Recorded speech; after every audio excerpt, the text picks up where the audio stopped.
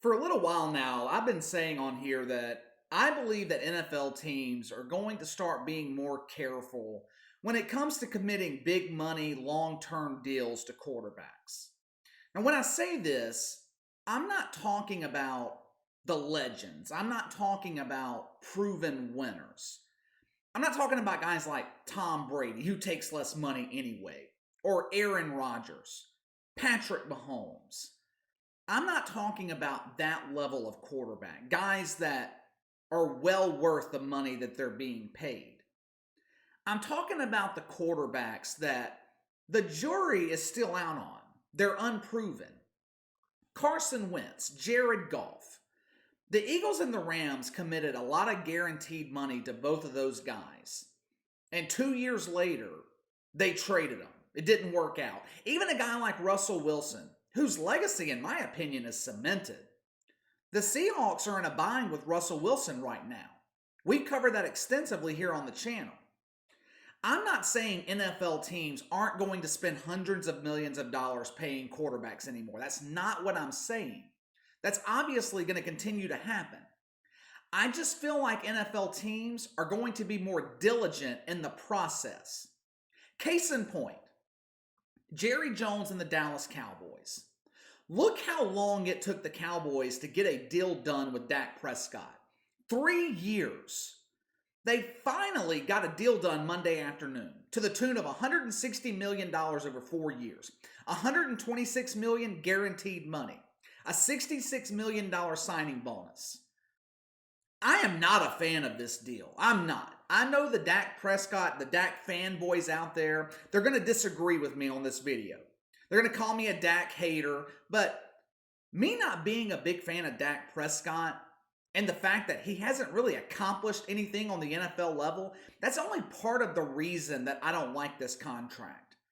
The other reason? I don't think Jerry Jones has any faith in Dak Prescott as his long-term quarterback. With this deal done or without it, I don't think he has any faith in Dak Prescott. From the Cowboys' perspective, this contract was signed out of fear. For one, Jerry Jones knew the money in the quarterback market was not going down. It's going up. The NFL's new TV deal's coming up, and it's going to be worth billions of dollars. Quarterbacks are going to be paid much more in the future. So the longer he waited to sign Dak Prescott, the more expensive it was going to get. But two, Jerry Jones desperately wants to win another Super Bowl before his time on this earth expires. Jimmy Johnson gets all the credit for the Cowboys dynasty back in the mid-90s, not Jerry Jones, and it bothers him. He wants to prove that he can build a Super Bowl caliber roster. For over 25 years, he has failed miserably at doing so. Since the Troy Aikman, Michael Irvin, Emmitt Smith era ended in the late 90s, the Cowboys have made the playoffs just 7 times. They're 3-8 in those 7 playoff appearances. They haven't made it out of the divisional round since their last Super Bowl win back in 1995. Dak Prescott, the truth is, Dak Prescott had Jerry Jones over a barrel. He even admitted as much back in January when he said that Dak held all the leverage in these contract negotiations. Jerry Jones isn't looking to start over at this point in his life. He's not looking to rebuild the Cowboys with a young quarterback. He wants to win right now. Does Dak Prescott give him the best chance to win a Super Bowl over the next 3 or 4 years? I don't think so. I don't even think Jerry Jones believes that, which is why I'm skeptical of this contract. It feels similar to what the Rams did with Jared Goff a couple of years ago. But at least Jared Goff took them to a Super Bowl. When the Rams gave him that extension after that season, Sean McVay wasn't 100% sold on Jared Goff. The Rams made several deals during that time that handcuffed them financially, ended up being detrimental to them. But the contract that they gave Jared Goff was the main one. It was a contract that was given with a lot of reservations. It was the same thing with Carson Wentz in Philadelphia. But at least the Eagles, at least they had a backup plan and Nick Foles available to them. They held a little bit of leverage. We're in a landscape now where quarterbacks are driving up the market every offseason, which is fine. It's fine. If the quarterback is producing results on the field, it's fine. Patrick Mahomes, for example. Patrick Mahomes is worth every dollar. The Chiefs are in the Super Bowl every year. Even a guy like Deshaun Watson's worth it because you know the potential is there. He has been carrying the Texans his entire career. You put Deshaun Watson in a good situation, he's a Super Bowl caliber quarterback. The problem, though, with these elite quarterbacks elevating the market, the mediocre quarterbacks like Dak Prescott think that they're entitled to the same money. That's a big problem if you're Jerry Jones and the Dallas Cowboys.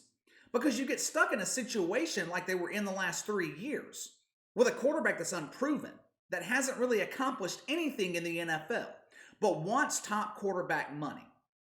So if you're Jerry Jones, what do? That's why they put off this extension as long as possible. Waiting on Dak Prescott to prove that he was worth this type of money. And they're still waiting on him to prove it, except now they're paying him.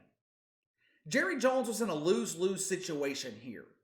You let Dak Prescott walk in free agency, you're essentially starting over, which means another Super Bowl's out of reach, at least in the near future anyway. Instead, they decide to vastly overpay Dak Prescott and pray that he can lead them to a Super Bowl. One thing is for certain, and make no mistake about it, all of the pressure in Dallas is now on Dak Prescott. I can't tell you how many times I've heard over the last couple of days that the millionaire beat the billionaire in these contract negotiations. Dak Prescott got everything that he wanted, from the length of the contract to the amount of guaranteed money. There are no more excuses.